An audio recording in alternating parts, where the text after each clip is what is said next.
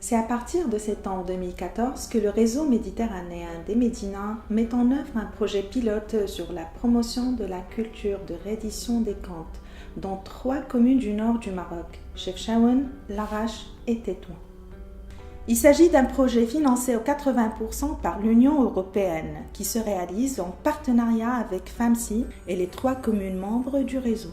Lors de la première année du projet, le processus du budget participatif a été focalisé sur la mobilisation citoyenne par différentes activités de sensibilisation et formation-action au profit des élus, des fonctionnaires des 3 communes et des représentants de la société civile. Cet accompagnement s'est traduit par la réalisation de 3 ateliers participatifs dans chaque ville, qui ont abouti à la définition de l'autorèglement, la soumission et collecte des idées projets et enfin le vote du projet à mettre en œuvre.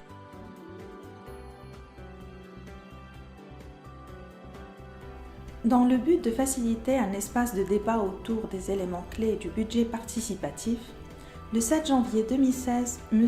Yves Cabane s'est rendu à Chefchaouen pour animer un atelier qui a réuni les représentants civils et politiques de 3 villes. Cette activité a été réalisée par les partenaires du projet en collaboration avec le Fonds mondial pour le développement des villes.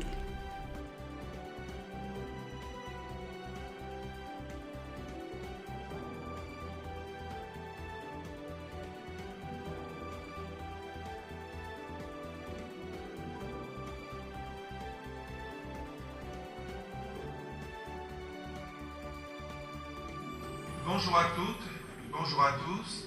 Un énorme plaisir d'être enfin, après autant d'essais, à Chefchaouen avec vous.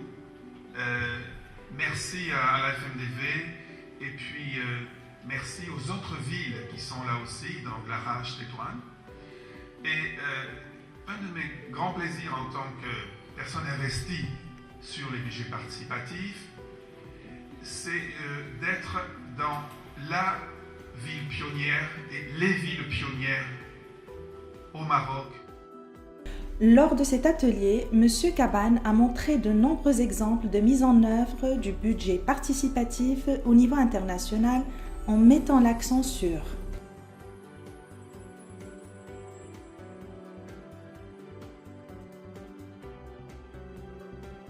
c'est-à-dire la Médina ou des quartiers à l'intérieur de la Médina, mais ils sont à base territoriale, on appelle. Et ensuite, on remonte au niveau de la ville. Une deuxième grande famille, ce sont ceux qui sont à entrée qu'on appelle thématique. Par exemple, on va dire on va faire un budget participatif sur l'environnement. Un troisième type de budget participatif, ça va être des budgets participatifs qu'on appelle à base d'acteurs. Spécial, par exemple, pour un budget participatif d'enfants ou de jeunes. Et donc ça, c'est les 3 grandes familles. Et choisir entre ces 3 familles est très important, parce que ce n'est pas les mêmes qui participent, vous ne touchez pas les mêmes aspects de la vie. La majorité des budgets participatifs aujourd'hui, ceux qui ont duré dans le temps, ils se situent ici. Ce sont des systèmes mixtes entre base territoriale, c'est-à-dire le quartier, si vous voulez, l'association de quartier, et base thématique. Alors, il y a des villes où vous allez avoir une année base territoriale et puis la même petite équipe. L'année d'après, elle va travailler sur un thème, 2 thèmes, 3 thèmes. L'éducation, la santé, l'aménagement, en fonction des choix politiques, des choix de planification.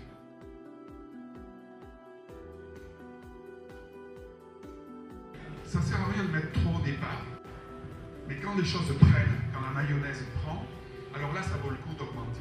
Parce que si vous n'augmentez pas, l'effet contraire joue. D'ailleurs, les gens ils disent hey, on a participé, il n'y a rien.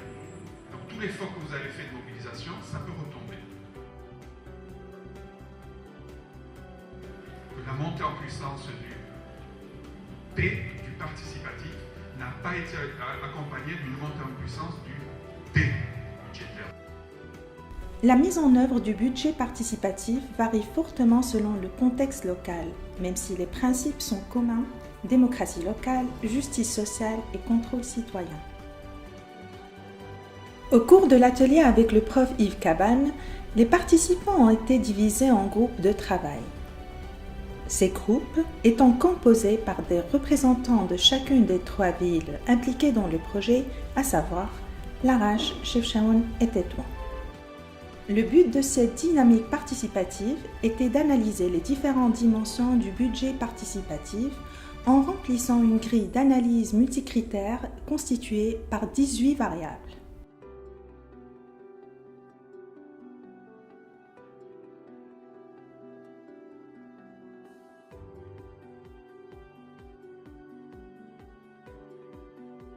Les résultats de chaque groupe de travail ont été ensuite présentés en plénière, en permettant ainsi de montrer que l'adoption de cet outil permet d'établir un profil idéal du budget participatif, qu'il faut toujours adapter aux circonstances et conditions existantes dans chaque ville. Il faut préciser que le profil élaboré lors de l'atelier a été le résultat d'une discussion menée dans les groupes. Pour cela, le résultat obtenu ne peut pas être conçu comme le profil idéal d'un budget participatif que les villes impliquées dans le projet pourraient mettre en œuvre.